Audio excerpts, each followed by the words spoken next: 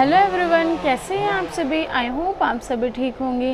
देखिए, आज की जो हमारी वीडियो एमए सेकेंड ईयर वाले स्टूडेंट्स के लिए जो पॉलिटिकल साइंस ऑनर्स इग्नू से कर रहे हैं, आज मैं आपको एमपीएस 3 के इम्पॉर्टेंट क्वेश्चन कराऊंगी। एमपीएस E3 जो है, क्योंकि इम्पॉर्टेंट क्वेश्चंस के लिए बहुत सारे बच्चों का मैसेज है मैम इम्पॉर्टेंट क्वेश्चंस करा दो। तो देखिए 2018 का क्वेश्चन पेपर रह गया, तो प्लीज़ आप अपनी तरफ से कर लेना अगर हो सके तो। अगर मुझे टाइम मिल जाएगा तो फिर मैं करा दूंगी, नहीं तो आपको, पर मैं पहले इंपॉर्टेंट क्वेश्चंस करा देती हूँ क्योंकि फिर आपका एग्ज़ाम भी है परसों 7 तारीख को, सॉरी। तो इसलिए चलो आज का हम क्वेश्चन स्टार्ट करते हैं। पहला, अगर आपको वीडियो अच्छी लगे तो लाइक शेयर सब्सक्राइब ज़रूर करना, अपने दोस्तों में ज़्यादा से ज़्यादा शेयर करना जिन्हों को एमपीएस 3 की बुक नहीं है या फिर जिन्हों को पढ़ना है इसके बारे में। तो चलिए आज की वीडियो को हम स्टार्ट करते हैं। पहला हमारा क्वेश्चन है, पश्चिमी राजनीतिक चिंतन के विषय वस्तु के बारे में बताना है और इसमें आपको महत्व के बारे में बताना है कि उसके महत्व क्या होते हैं।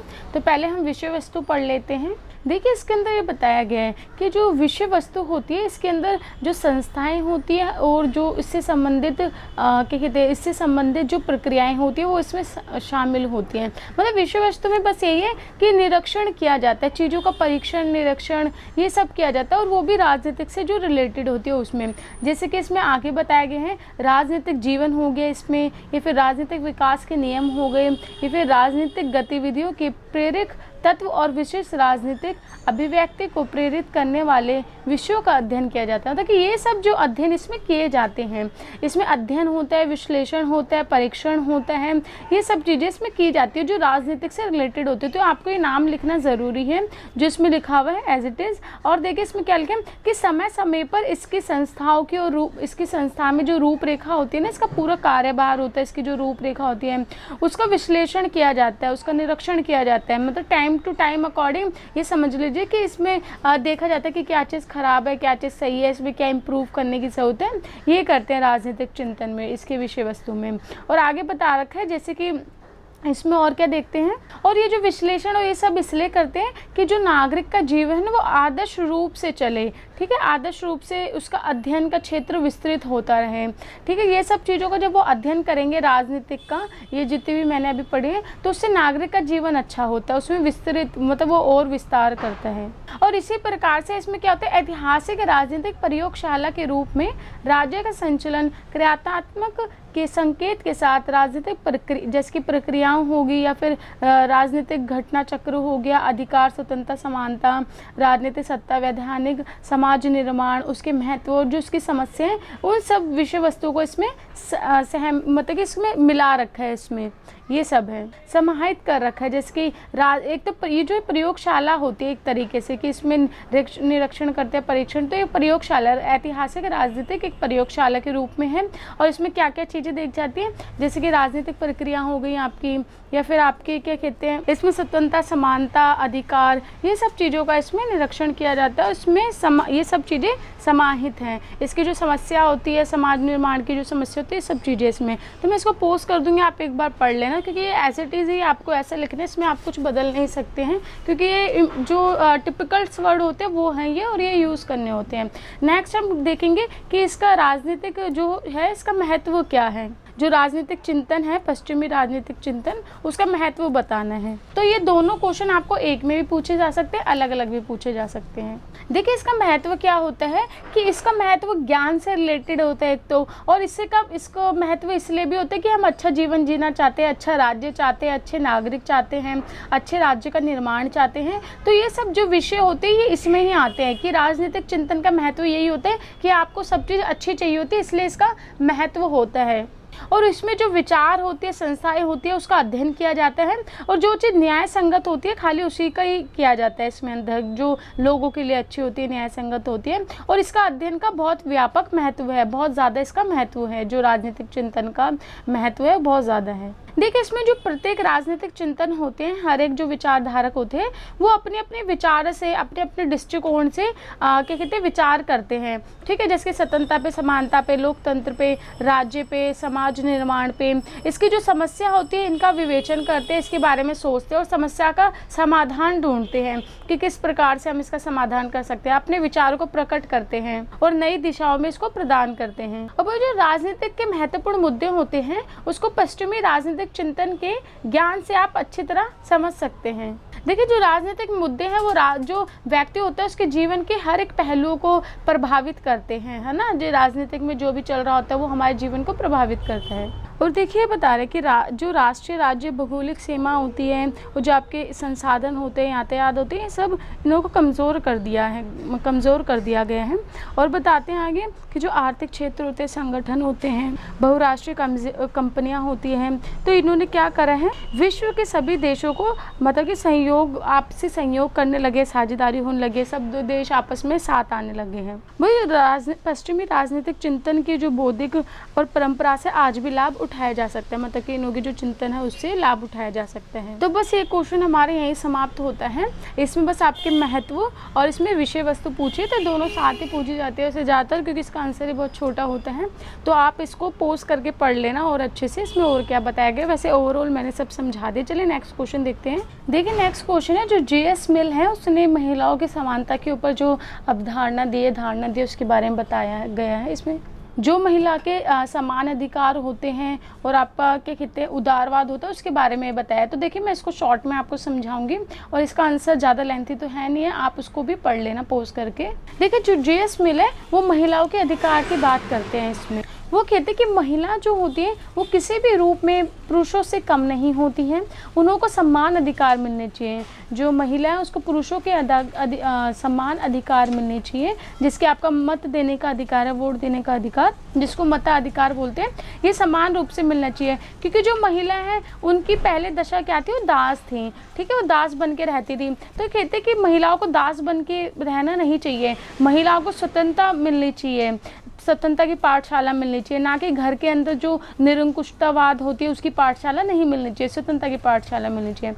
और ये बोलते हैं कि महिला अयोग्य नहीं होती है, वो बहुत योग्य होती हैं, तो इसलिए उनको किसी भी प्रकार के मताधिकार और किसी भी प्रकार के अधिकार से वंचित नहीं करना चाहिए।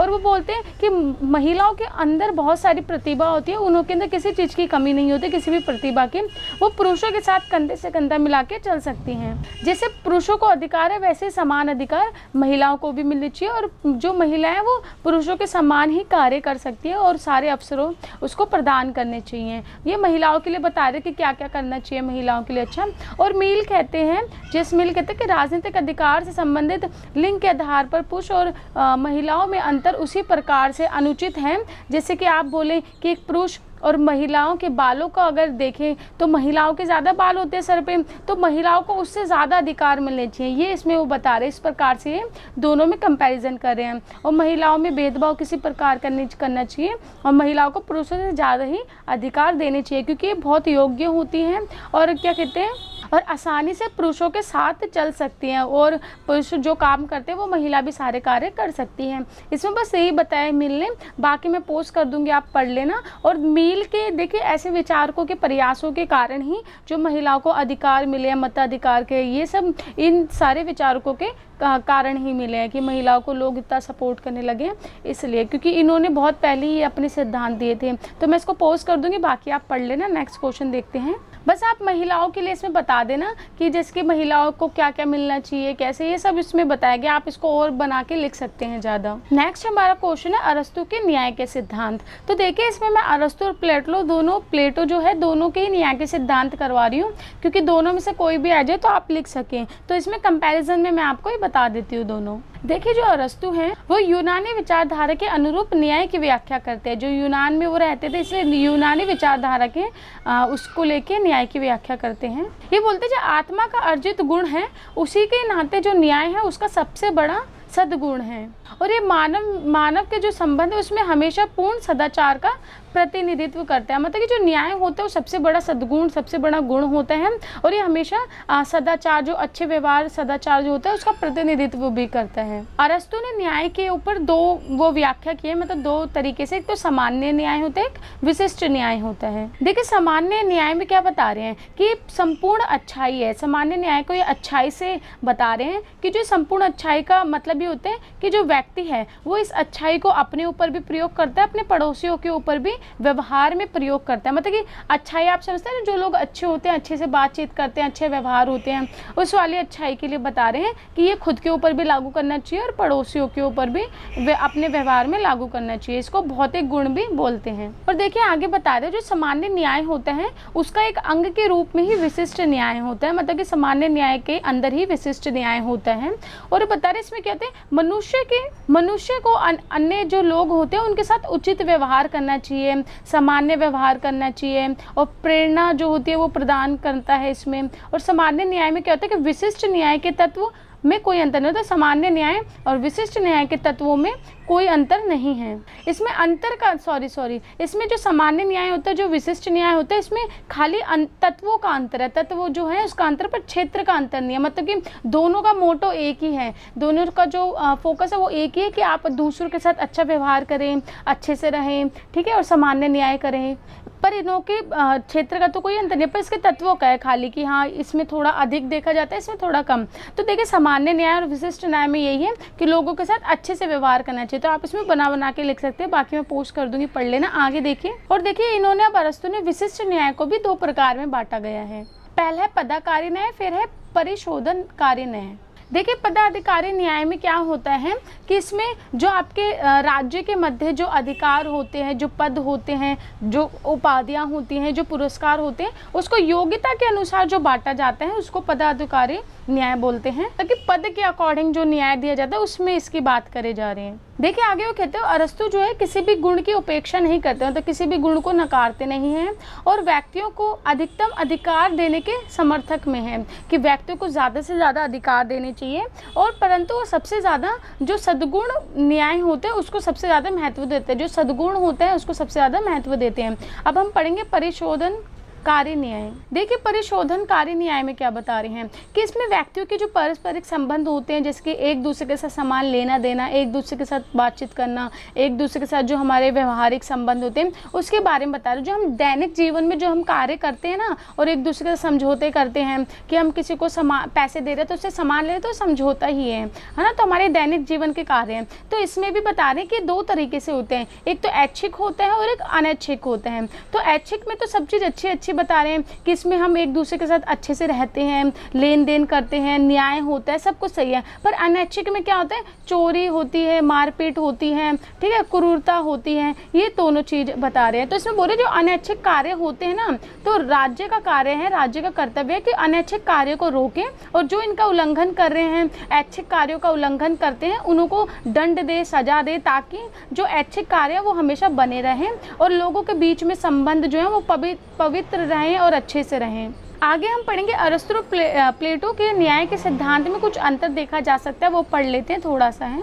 देखिए अरस्तु के अनुसार जो पदाधिकारी न्याय होता है उसका अर्थ तो आपको मैंने भी बताया था कि उसकी योग्यता के अनुसार राज्य द्वारा प्रदान की गई सेवाएं जो होती हैं और जो राजकीय पद होते हैं वो संभालना होता है, ठीक है, अपने लक्ष्य, उनके लक्ष्य को, अन्य लक्ष्य को प्राप्त करना। जबकि जो प्लेटो है उनके विचार में जो न्याय का अर्थ है वो होता है प्रत्येक व्यक्ति का अपनी योग्यता और क्षमता के अनुसार निश्चित कार्य करना, कि उनकी जो क्षमता और योग्यता उसके अनुसार वह कार्य करें। पर अरस्तु बोलते कि उनकी योग्यता और उसके अनुसार तो कार्य करें, परंतु राज्य द्वारा प्रदान की गई सेवा वो सब करें। और आगे बता रहे हैं, देखिए जो अरस्तु है वह बोलते हैं उसका न्याय का विचार है अधिकार मूलक। तो इसमें क्या होता है, वे राज्य के जो समानता और इस सब पे आधारित होते हैं, समान अधिकारों, ठीक है, और नागरिकों को उनके पद का सम्मान प्रदान किया जाए। परंतु जो प्लेटो हैं वो उसमें कर्तव्य मूलक मानते हैं, जो कर्तव्य मूलक होते हैं वो बोलते हैं उसमें क्या होता है, भिन्न भिन्न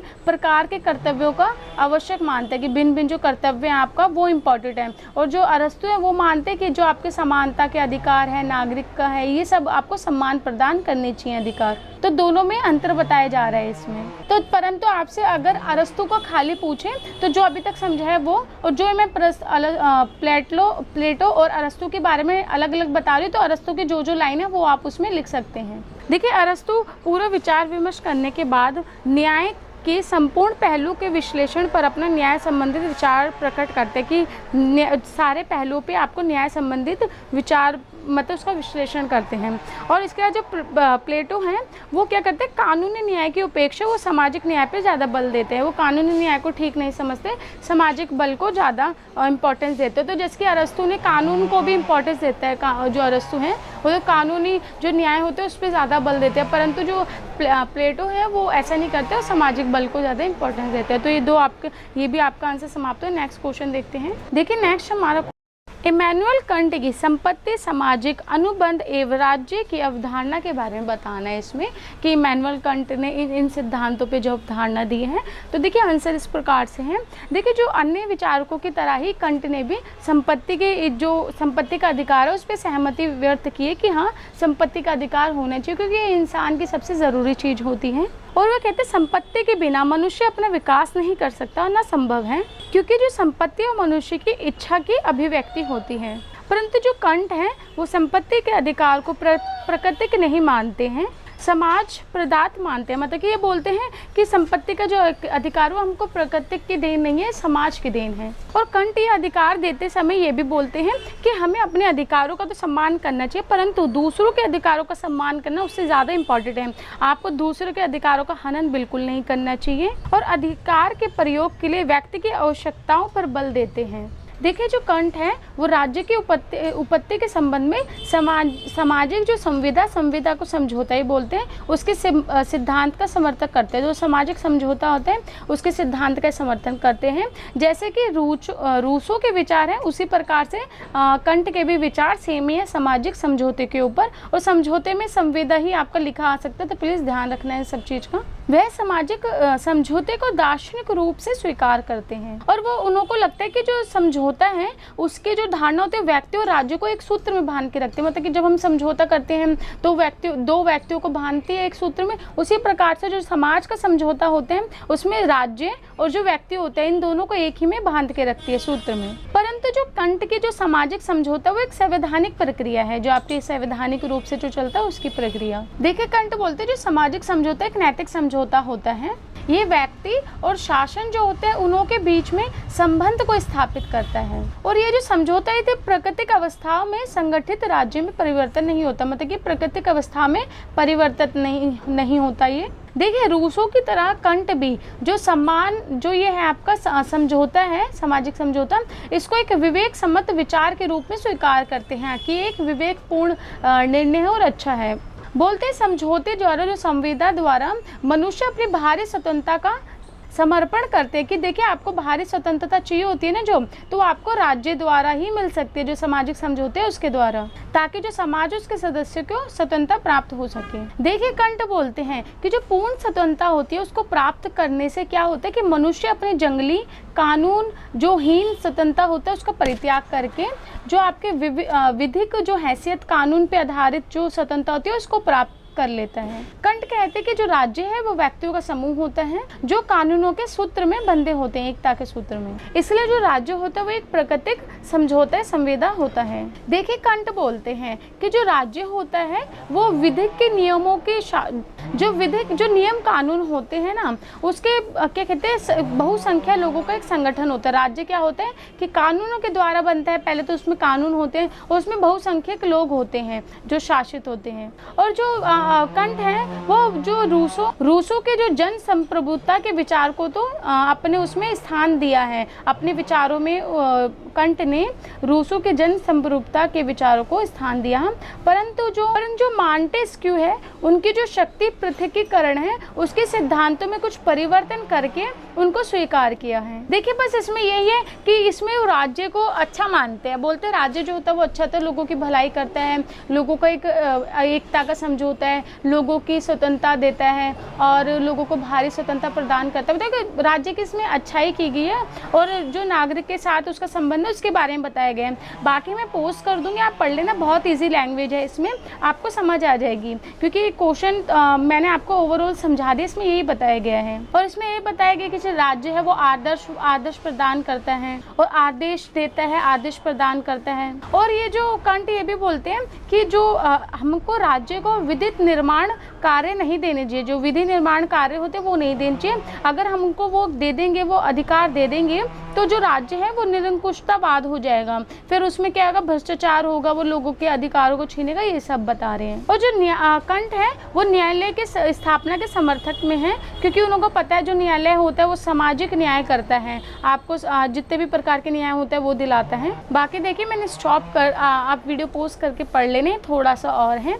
नेक्स्ट क्वेश्चन देखते हैं। देखिए नेक्स्ट क्वेश्चन है जेरेमी बेंथम का राजनीतिक दर्शन। आपको कल मैंने जेरेमी बेंथम के बारे में बताया था ना, उसके उपयोगितावाद के ऊपर, वो क्वेश्चन वही राइटर हैं ये, पर इसमें राजनीतिक दर्शन के ऊपर बताना है। और देखिए मैं आपको कुछ क्वेश्चन बताती हूँ जो इम्पोर्टेंट हैं, जो मैंने आपको कल करवा दिए, तो आप पक्का कर लेना। उस 2019 का तो आपको करना ही है, इम्पोर्टेंट है। और मैं आपको बता भी देती हूँ कौन कौन से क्वेश्चन मैं इसमें छुड़वा रही हूँ जो उसमें मैंने करवा दिए। जैसे कि आपका है जॉन लॉक के सहमति, प्रतिरोध और सहनशीलता, जो मैंने करवाया था जॉन लॉक का। फिर है रूसो की नागरिकता, लोकतंत्र, क्रांति के और आधुनिक राज्य पर डी टोकविल। तो ये मैंने आपको कल क्वेश्चंस कराए थे, ये मेरे इंपॉर्टेंट क्वेश्चंस में से हैं, तो उसमें मैंने आपको करा दिए थे। बाकी हेगले के इतिहास का दर्शन भी मैंने आपको करवाया था उसमें शायद।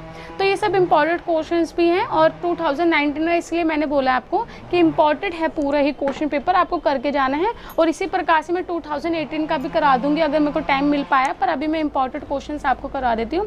तो चलिए इसका आंसर देखते हैं, बेंथम के राजनीतिक दर्शन का। देखिए जो बेंथम था एक प्रसिद्ध विचारक थे, उन्होंने अपने राजनीतिक के अन्य विषयों पर भी विचार प्रकट किए थे।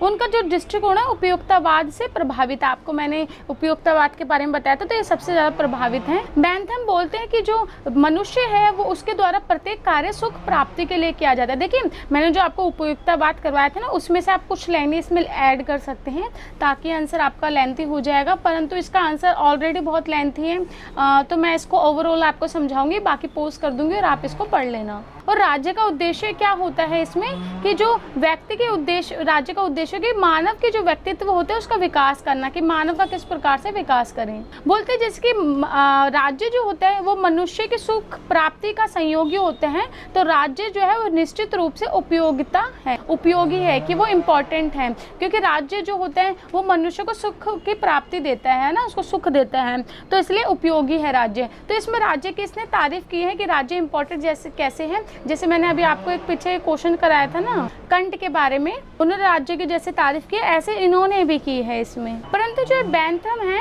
ये जो राज्य की जो उत्पत्ति हुई है, राज्य की उत्पत्ति के संबंध में बेंथम समझौते के सिद्धांत में असहमत है। जो समझौता होता है, संविधान जो मैंने अभी आपको पढ़ा है, उससे असहमत है। वो कहते हैं कि राज्य की उत्पत्ति क्यों हुई है, क्योंकि मनुष्य को उसकी आवश्यकता है, इसलिए राज्य की उत्पत्ति हुई है, ना कि समझौते के लिए हुई है। ये प्लेटो, अरस्तु, रूसो, इन्हों के जो राज्य के सिद्धांत हैं उनकी अवहेलना करते हैं, मतलब कि उनका खंडन करते हैं, उनकी आलोचना करते हैं।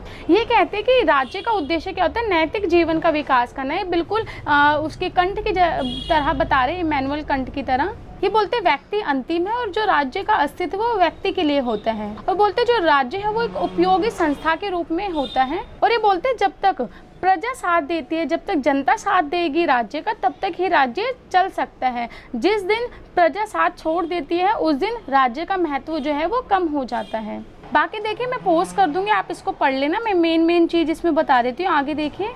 और देखिए जो ये बेंथम है कानून को भी अच्छा मानते हैं, कानून का अर्थ जो होता है उसको महान मानते हैं। ये बोलते हैं कि जो लोकतंत्र राज्यों की विधियाँ होती हैं वो सरल होनी चाहिए, जिनको लोग समझ सकें, जिसके जो कानून के भीतर लोगों के अधिकतम सुख का ध्यान रखा जाए। मतलब कि ऐसे कानून, ऐसे विधि होनी चाहिए जिससे कि लोगों का सुख को ध्यान में रखकर बनाया जा सके, तो कानून को भी उत्तम मानते हैं। और ये बोले अगर समाज में कोई कार्य ऐसा है जो समाज के हित के प्रतिकूल है, मतलब कि उसके लिए अच्छा नहीं है, उसके विपरीत है, तो उसको आवश्यक दंड देना जरूरी है। और उन्होंने अधिकारों को दो उसमें विभाजित कर रखा है, एक तो वैधानिक अधिकार, एक नैतिक अधिकार। देखिए वैधानिक अधिकार तो वो है जो राज्य द्वारा, जो वैधानिक द्वारा हमें राज्य द्वारा मिल रहे हैं ना, तो उसमें क्या होता है कि बाहर की जो स्वतंत्रता होती है उसके बारे में बात करते हैं इसमें, कि जो राज्य बाहर की स्वतंत्रता हमें देता है उसके बारे में। और नैतिक अधिकार में मानव की आचरण से संबंधित बात करते हैं, कि मानव का जिस प्रकार से व्यवहार होता है उसके बारे में। वह मानव के अधिकार,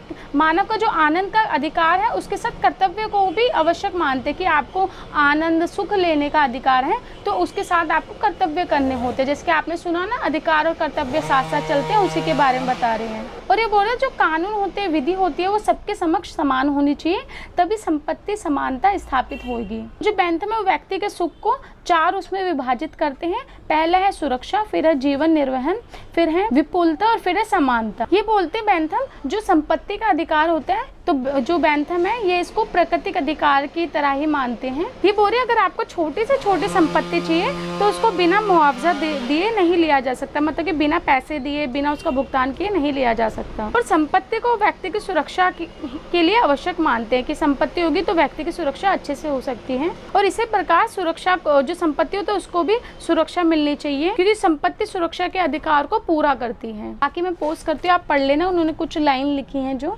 देखिए जो बेंथम है वो असमानता को एक रोड़े के रूप में मानते हैं, मतलब कि एक पत्थर के रूप में मानते हैं। वो बोलते हैं कि जो असमानता है वो प्रशंसा का एक पत्थर है।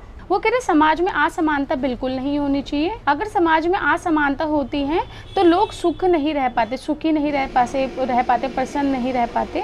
इसी प्रकार जो बेंथम है स्वतंत्रता की अपेक्षा सुरक्षा को ज़्यादा अधिक महत्व देते हैं। देखिए उनका कहना था कि लड़ाई और तूफान पढ़ने और पढ़ाने के लिए श्रेष्ठतम हो सकता है, लेकिन सहन करने के लिए शांति सुरक्षा ही श्रेष्ठ है। कि आपको लड़ाई उड़ाई जो होती है, तूफान, ये सब चीज़ें जो होती हैं वो किसी को हम पढ़ा सकते हैं, पढ़ सकते हैं तो ठीक है, अच्छा माना जा सकता है, परंतु सहने के लिए हमें क्या चाहिए होता है? शांति चाहिए होती है, सुरक्षा चाहिए होती है। इसलिए जो बेंथम के प्रयास है उसमें क्या किया गया, जो कानून है उसको स्पष्ट बनाया गया है और जो न्याय है उसको जनता के लिए सुलभ बनाया गया है, मतलब कि जनता के लिए अच्छे हो, उसके पास तक पहुँच सके। और देखिए बेंथम शासन व्यापक में संशोधन लाने के लिए कुछ उन्होंने लिखा है, कुछ महत्व बताए हैं कि शासन में किस प्रकार से संशोधन होना चाहिए। देखिए बेंथम बोलते हैं अगर आपको जो शासन के कार्य है उसका परीक्षण करना है तो उपयोगितावाद के सिद्धांत के आधार पर आप कर सकते हैं उसका परीक्षण, और जो आज के विश्व में भी मान्यता प्राप्त है। और बेंथम इस बात पर बल देते हैं जो राज्य के भीतर कानून ही सुख दुख का कारण बनते हैं, और इसलिए कानून जो है राज्य में एक महत्वपूर्ण स्थान रखते हैं। मतलब कानून अच्छे होने चाहिए क्योंकि कानून से ही लोगों को सुख और दुख मिलता है, तो ये महत्वपूर्ण स्थान रखते हैं कानून राज्य के अंदर। और जो बेंथम है उन्होंने मताधिकार को समर्थन दिया कि वयस्क मताधिकार जो होते हैं वो देने चाहिए, गुप्त वयस्क मताधिकार ये सब, और जो वंशुगत अधिकार होते हैं उसको हटाया, उससे असहमति व्यक्त किए। जो वंशुगत जो पीढ़ी दर पीढ़ी अधिकार लोगों पे चलते आते हैं वो उन्होंने असहमति प्रकट की है। और देखिए वो एक आदर्श जेल की कल्पना करते हैं, जो जेल होती है ना उसमें भी वो आदर्श जेल की कल्पना करते हैं जिसके अंदर अपराधी जो होता है वो उद्योग कर सके और क्या कहते हैं हस्तकला का उसको कौशल मिल सके, उसका परीक्षण हो सके, मतलब कि जेल के अंदर भी उसको अच्छी अच्छी चीजें ऐसी होनी चाहिए जिससे कि वो अपना विकास कर सके, और इससे क्या होगा राज्य को भी इससे अत्यधिक लाभ प्राप्त होगा। और जो कॉडिफिकेशन ऑफ लॉ है बेंथम की सबसे बड़ी देन है जो राज्य और जनता दोनों के लिए कल्याणकारी सिद्ध होती है। बस इसमें यही है, बाकी मैं पोस्ट कर दूंगी, आप पढ़ लेना। इसका आंसर थोड़ा सा लेंथी है, हल्का फुल्का, तो मैंने इसको ओवरऑल वैसे आपको समझा दिया है, बाकी मैं पोस्ट कर दूंगी, आप पढ़ लेना। नेक्स्ट क्वेश्चन देखते हैं। रूसो की जनरल विल को सामान्य इच्छा भी बोलते हैं, तो इस प्रकार से पूछा जाता है। इंग्लिश में है जनरल विल, हिंदी में सामान्य इच्छा। तो ये क्वेश्चन हम देखते हैं। तो रूसो की जो सामान्य इच्छा है उसकी विशेषता के बारे में बताना है। देखिए इसमें जो रूसो की सामान्य इच्छा उसको पॉइंट वाइज बताया गया है, मतलब कि इस पे कितने सिद्धांत 9 पॉइंट बता रखे हैं, तो मैं आपको बता देती हूँ। जिसके पहले में बताया गया है जो रूसो की सामान्य इच्छा वो लोक कल्याणकारी इच्छा के रूप में है कि लोगों का इससे कल्याण होता है। जो राज्य है उसकी शक्ति जो होती है उसका जो मतलब कि संचलन होता है वो जनता के कल्याण के लिए होता है। ये रोज जो है कंठ की तरह ही एकदम बोलते हैं, भी इसमें अच्छाई बताते हैं, जो राज्य की जो अच्छाई होती है वो बताते हैं कि जो राज्य है वो लोगों के कल्याण के लिए होता है, उन्हों की भलाई के लिए करता है सारा कार्य। दूसरे में देखिए जो रूसो की सामान्य इच्छा है वो जो थॉमस हॉब्स है उसके जो संप्रभुता के ऊपर जो उन्होंने समान असीमिता और शक्ति संपन्न बताए, वैसे ही रूसो भी बताते हैं कि जो सामान्य इच्छा है हमारी वो असीमित और शक्ति संपन्न है। परंतु क्या होता है आगे कि लेकिन जो रूसो है वो थॉमस हॉब्स की जो संप्रभुता उससे थोड़ी सी भिन्न भी है, क्योंकि रूसो बोलते हैं कि जो सामान्य इच्छा है वो व्यक्ति या व्यक्ति का समूह ना होकर समस्त समुदाय है, क्योंकि जो कहते हॉब्सन है, जो थॉमस हॉब्सन, वो तो कहते हैं कि जो सामान्य उससे उसमें कहते हैं व्यक्ति और व्यक्तियों का समूह है, परंतु रूसो बोलते हैं व्यक्ति और व्यक्तियों का समूह नहीं है, ये समस्त समुदाय ही है। तीसरे में देखिए, ये बताते हैं जो सामान्य इच्छा है वो एकता को उत्पन्न करती है। ये भावनाओं की इच्छाओं की तरह किसी आवेश पर निर्भर नहीं करती है। जो सामान्य इच्छा है इसका मुख्य आधार बुद्धि और विवेक होता है। इसमें जो परंपरा रहित विरोधी तत्वों की भारी कमी होती है, मतलब जो परंपरा होती है वो इसमें परंपरा रहित होती है वो, और उसकी कमी होती है भारी उसके तत्वों की, मतलब परंपरा नहीं होती है, ये समझ लीजिए आप। फिर जो राष्ट्रीय और व्यक्तित्व और उसके अंगों में एकता स्थापित करने में महत्वपूर्ण कार्य करती है, कि जो राष्ट्रीय और जो व्यक्ति हैं उनों के बीच में एकता स्थापित करती है। फोर्थ में देखिए, जो सामान्य इच्छा है वो राज्य और समाज सबके हितों के ध्यान में रख के कार्य करती है। तो जो राज्य है ये कभी गलत निर्णय नहीं लेती, जो सामान्य इच्छा है कभी गलत निर्णय नहीं लेती। पांचवें में रूसो कहते हैं जो सामान्य इच्छा है वो बाध्यता की शक्ति है, मतलब कर्तव्य की शक्ति है। तो जिस प्रकार जो प्रकृति होती है, जिस प्रकार प्रकृति व्यक्ति के संपूर्ण अंग में शक्ति प्रदान करती है, जो हमारी प्रकृति होती है व्यक्तियों को संपूर्ण शक्ति प्रदान करती है, उसी प्रकार जो सामान्य इच्छा है वो अपने सदस्यों पर सर्वोच्चता की शक्ति है। इसे वह अधिकार प्राप्त है कि वह लोगों से उन सेवाओं की मांग करें जिन्हें नागरिक के रूप में पूरा करना आवश्यक है। देखिए, जो राज्य होते हैं, जो सामान्य इच्छा होती है वो लोगों से सेवाएं भी करा सकती है, जो नागरिक को करनी होती है, जो आवश्यक होती है नागरिक के लिए, वो ये सेवा भी करा सकते हैं।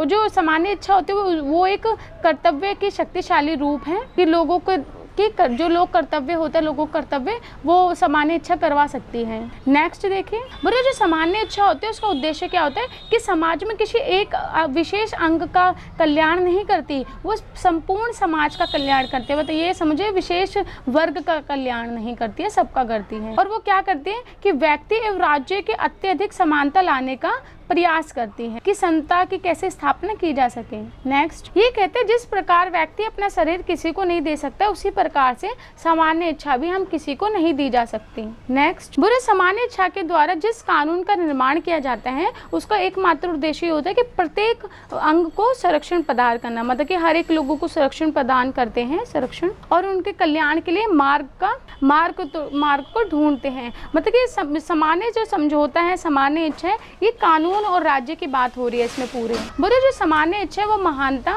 उसकी न्यायशीलता पर निर्भर करती है, कि जो उसकी महान क्यों है सामान्य इच्छा या कानून या राज्य, क्योंकि वो न्यायशीलता होती है, न्याय देती है सबको। तो देखिए, आज के हमारे सारे क्वेश्चन यही समाप्त होते हैं, बाकी इंपॉर्टेंट क्वेश्चन अभी बचे, मैं इस वीडियो में ऐड नहीं कर रही हूँ, नहीं तो वीडियो ज़्यादा लेंथी हो जाएगी। तो मैं इसकी एक और वीडियो बनाऊंगी जिसमें जितने भी इंपॉर्टेंट क्वेश्चन बचे हैं वो करा दूंगी, बाकी 2018 का। और तो देखिए, आप जब तक ये सब पढ़ लीजिए, बहुत इंपॉर्टेंट है, और अपने आप से भी आप और जो पढ़ सकते हैं वो ज़रूर पढ़ के जाइए, क्योंकि देखिए मैंने आपको स्टार्टिंग में बताया था कि जो मैं क्वेश्चंस करवा रही हूँ एज इट इज़ ऐसे हैं, ये पॉसिबल नहीं है, क्योंकि आपके राइटर्स जो है उन्होंने बहुत सारे सिद्धांत लिखे हुए हैं और उनके सारे सिद्धांत ही इंपॉर्टेंट हैं, लगभग सारे सिद्धांत। तो उसमें से मैं कुछ देख देख के करवा रही हूँ जो आ सकते हैं, बाकी देखिए आप अपने तरफ से भी आपको पढ़ना ज़रूरी है, और मैं सारे सिद्धांत आपको नहीं करा सकती हूँ क्योंकि इतने सारे सिद्धांत हैं, तो एग्ज़ाम ही ख़त्म हो जाएंगे तब तक वो सिद्धांत नहीं ख़त्म होंगे।